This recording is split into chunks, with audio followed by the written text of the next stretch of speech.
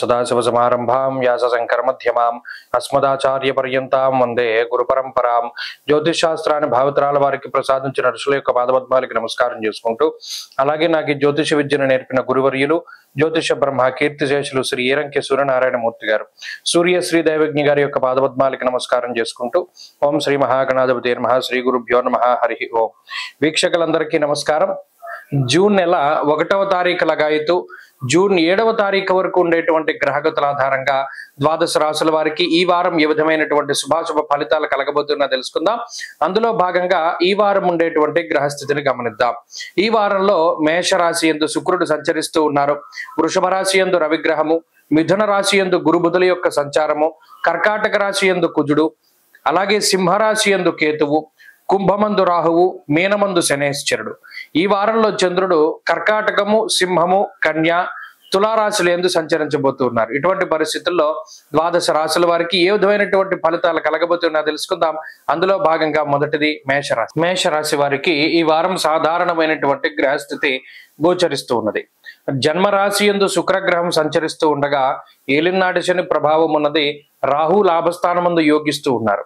అలాగే ఈ రాశి వారికి చంద్రబలం కూడా ఈ వారం కొంత అధికంగా ఉన్నది. వెరసి 3 గ్రహాల తాలూకు శుభ ఫలితాలు కనబడుతూ ఉన్నాయి. అర్ధాష్టమ కుజదోషము ఈ వారంతో ఆఖరు. వచ్చే వారం నుండి అర్ధాష్టమ కుజదోషం తగ్గుముఖం పడుతుంది. అలాగే తృతీయ స్థానమందు ఉన్నటువంటి బుధగ్రహం, అలాగే తృతీయమందు ఉన్నటువంటి గురువు కూడా కొంత వ్యతిరేకమైనటువంటి ఫలితాన్ని ఇస్తూ ఉన్నారు. అయితే ఈ వారంలో ఉండేటువంటి పరిస్థితుల్లో ఆర్థిక పరిస్థితులు కొంత సాధారణంగానే ఉన్నాయి. ప్రత్యేకించి శుక్రగ్రహం జన్మరాశి యందు సంచరిస్తూ ఉన్నప్పుడు కొంత శుభ కార్యక్రమాలకు కానీ లేదా మరి ఏ ఇతరత్ర కార్యక్రమాలకు కానీ ధనాన్ని ఖర్చు పెట్టేటువంటి పరిస్థితులు ఉంటాయి.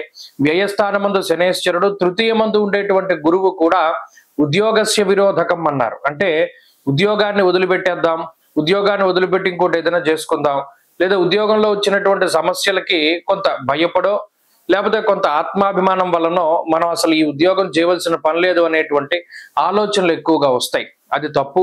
ప్రత్యేకించి ఉద్యోగ మార్పు చేయాలన్నా ఈ సమయంలో చాలా ఆలోచించి ముందుకు వెళ్ళవలసినటువంటి పరిస్థితులు ఉన్నాయి. లాభస్థానమందు రాహు ఎప్పుడు ఏదో ఒక రూపంలో అనుకూలంగానే ఉంటారు. ఎక్కువగా డబ్బు ఖర్చు అవుతూ ఉన్నప్పుడు సమయానుకూలంగా ధనాన్ని ఇస్తారు. ఎక్కువ శారీరక శ్రమ పడుతూ ఉన్నప్పుడు స్నేహితుల రూపంలోనో బంధువుల రూపంలోనో వచ్చి సహాయం చేస్తారు. లేదా ఎక్కువగా ఉద్యోగపరమైనటువంటి ఒత్తిడి ఉన్నప్పుడు తోటి ఉద్యోగస్తుల రూపంలో సహాయపడుతూ ఉంటారు. రాహు యొక్క సపోర్ట్ చాలా గొప్పగా మేషరాశి వారికి ఉన్నది కాబట్టి కొంత ఏదైనా ఇబ్బందికరమైన పరిస్థితులు ఉన్నప్పటికీ చాలా తొందరగా తేలికగా వాటి నుండి బయటపడతారు. కావలసిందల్లా సహనం.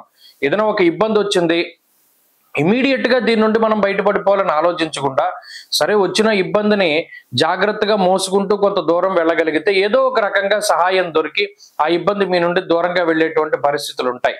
ఈ విషయాల్ని ఈ వారం ప్రధానంగా గుర్తుపెట్టుకోవాలి. ఎందుకంటే మానసిక భయం ఉంటుంది, మానసిక అశాంతి ఉంటుంది.